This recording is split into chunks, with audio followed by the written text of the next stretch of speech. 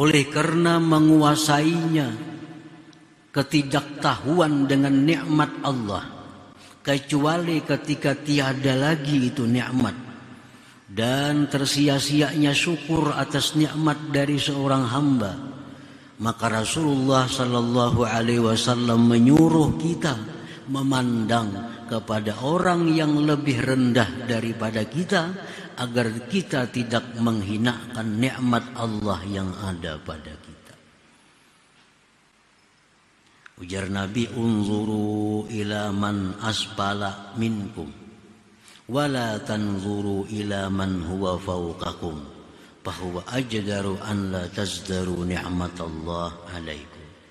Ujar Nabi, itihi, pandang orang yang lebih susah daripada kamu, orang yang lebih jelek daripada kamu.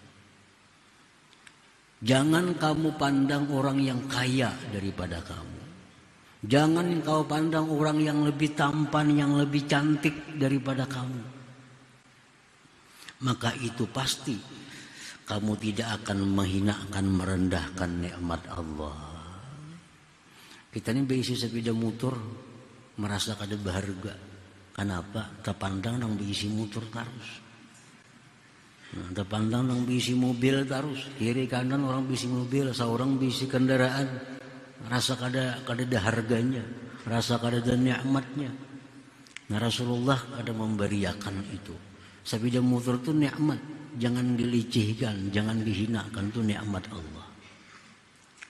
Ya, Nabi suruh pandang yang di bawah, nang bersepeda, nang berjalan batis, supaya ada rasa sugih dengan sepeda motor itu. Nah, supaya merasa nikmat ini besar, nikmat sepeda motor ini. Kalau kita pandang nang bersepeda.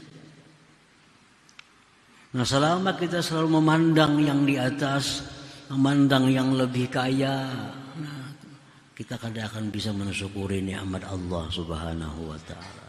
Kadang bisa mensyukuri.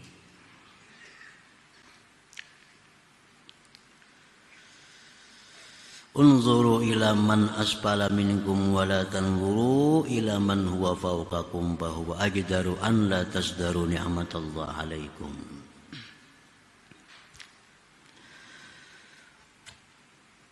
Wa kadzalika al-faqir yakunu mashuban bil huduri wal fikrati wan nazrah fala ya'zumu an indahu qadruha fa idza asabathu al-ghaflah ورجع إلى الحس وفقد قلبه عرف قدر ما كان عنده فإذا لتجأ واضطر إلى الله رد إليه ما سلبه.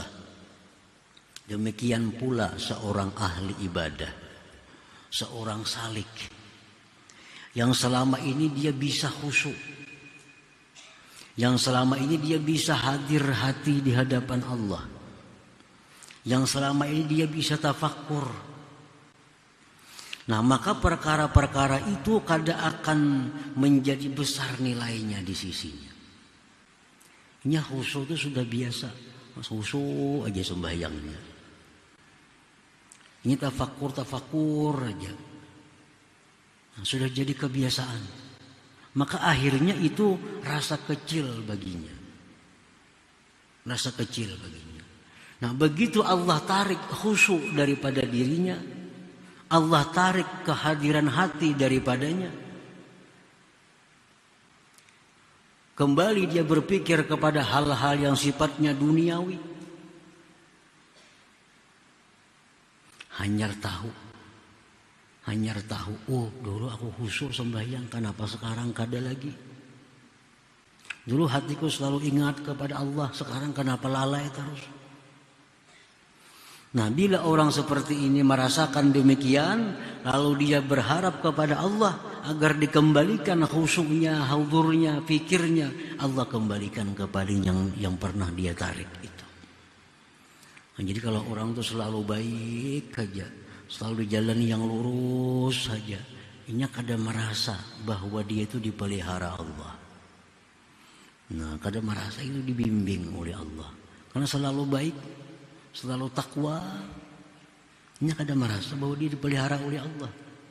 Nah, begitu tergelincir kepada kemaksiatan, Begitu gugur dalam dosa, hanyarnya sadar betapa besarnya pemeliharaan Allah selama ini.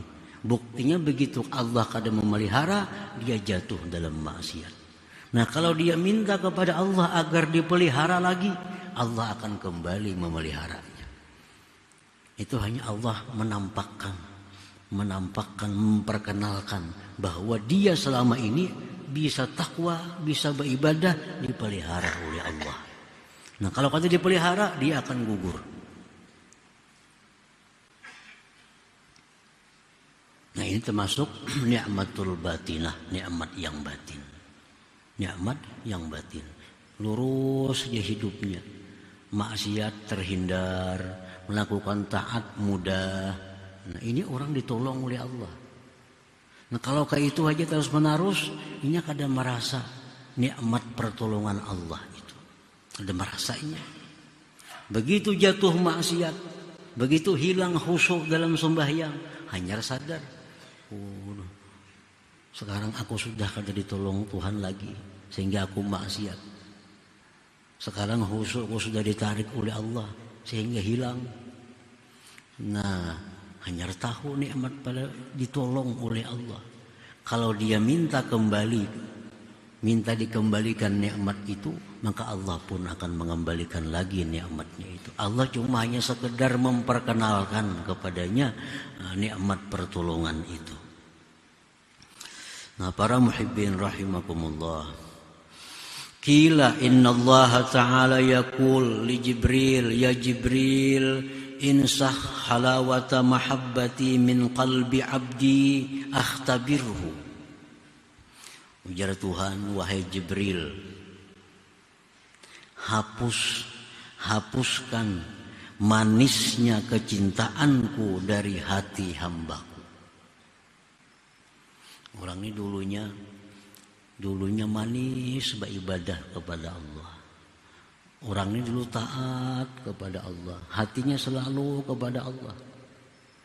Nah, ujar Tuhan, wahai Jibril, aku hendak mempraktikkannya supaya kamu tahu. Hapus di hatinya kecintaan itu. Bayansahu Jibril halawatal mahabbah min qalbi dzalikal abdi. Allah hapus di hatinya kecintaannya. Nah, sehingga ibadahnya jadi hambar. Hati kenapa selalu hendak maksiat, beribadah malas. Dihapus Tuhan mahabbah dalam hatinya kepada Allah. Dulunya rajin beribadah, dulunya nikmat, lezat beribadah, karena dihapus oleh Allah, sekarang hambar. Sekarang kenapa hati hendak merancang-rancang maksiat, dulunya takut. Nah, ini Allah menyuruh Jibril, hapus ya Tuhan mahabbah dalam hatinya. Nah, begitu dihapus oleh Jibril, fa iza huwa tarab, maka si hamba ini berguncang. Nah, ini berguncang. Wa tadarra'a wa lataja' wa baka. Maka dia menangis, si hamba ini menangis, mohon kepada Allah agar jangan dihapus kecintaan dari hatinya, kecintaan kepada Allah.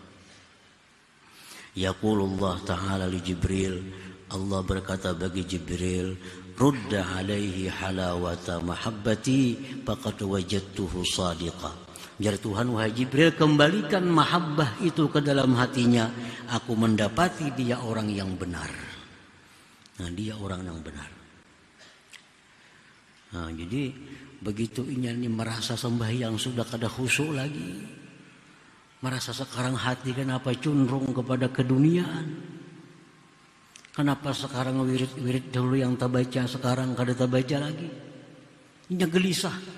Nah, gelisah hatinya, berdoa kepada Allah agar dikembalikan segala kebaikan-kebaikan yang sudah ada, khusyuk supaya kembali, rajin ibadah supaya kembali. Nah, Allah kembalikan lagi. Berarti gitu Tuhan, hambaku ini bujur-bujur beribadah kepadaku. Buktinya begitu ku cabut, nah dia berguncang, dia menangis karena kehilangan nikmat-nikmat yang batin tadi. Nah, wa idza nasakha halawatal mahabbah min qalbil abdi falam yabtahil wa lam yatadarra. Nah, apabila Allah mencabut kecintaannya dalam hati seseorang, dulunya ketujuh beribadah, dulunya ketujuh menuntut ilmu, dulunya cinta kepada orang salihin, dulunya sosial, dulunya baik, sekarang berbalik. Nah, dulu suka akhirat, sekarang keduniaan. Dulu anti maksiat, sekarang suka dengan maksiat. Dulu beribadah nyaman, sekarang kada nyaman. Walam yatadarra. Tapi dia kada minta kepada Allah agar dikembalikan seperti semula. Dirasakannya aja. Dirasakannya, ditarusakannya aja. Dulunya ketujuh membaca Quran, sekarang kada, ditarusakannya. Dulu sembahyang khusyuk, sekarang kada, dibiarakannya aja. Dulunya ketujuh orang salihin, sekarang kada, diliatakannya aja. Kada mohon kepada Allah supaya kembali seperti keadaan dahulu. Lam yaruddu ilaihi syai'a. Allah pun kada akan mengembalikan lagi itu. Nah, Allah kada memberi lagi. Bila kita kada minta sesuatu nang hilang itu, Allah kada memberi lagi. Wasalabahu dzatilkal halawah, dan Allah cabut akan dia itu manisnya kecintaan Allah Subhanahu wa taala tadi. Jadi artinya kalau semalam kita sembahyang khusyuk, semalam kita rajin beribadah, hari ini kada, berarti mahabbah dikurangi Tuhan. Nah, lakasi kita minta kepada Allah agar kembali macam semalam. Jangan berlarut-larut. Semalam kenapa hati bagus? Sembahyang nyaman semalam, untuk membaca Quran nyaman, menuntut ilmu nyaman. Kenapa hari ini serba malas? Nah, lakasi aja minta kepada Allah agar dikembalikan keadaan macam semalam. Bila kada macam itu, Allah akan memberi lagi. Kayak semalam itu. Nah, bila Allah tarik, sudah kita kada minta, Allah kada memberi. Lam yarudda ilaihi syai'a wa salabahu tilkal halawah. Allah akan tidak mengembalikan lagi kepadanya sesuatu. Allah cabut daripadanya kecintaan itu. Wal iyadzu billah, berlindung dengan Allah minas salbi ba'dal ata, daripada ditarik sesudah dikasih. Nah, jadi ini pelajaran kita semuaan. Bila kita hari ini nyaman beribadah, esok pina ubah, minta kepada Allah kembalikan kayak semalam. Nah, supaya Allah mengembalikan keadaan kita yang dulu nyaman. Lagi anum dulu kenapa? Lagi anum bagusnya. Ketujuh nuntut ilmu, lagi anum. Tiap malam baca surah-surah Al-Quran. Sudah Tuhan kenapa pina kulir? Pina ketujuh keduniaan pikiran. Ini ada masalah. Ini ada mahabbah yang sedikit ditarik oleh Allah. Bila kada minta dikembalikan sampai mati, Allah kada memberi lagi. Nah, itu yang kita berlindung daripada Allah, daripada nikmat yang sudah dikasih dan ditarik oleh Allah Subhanahu wa taala.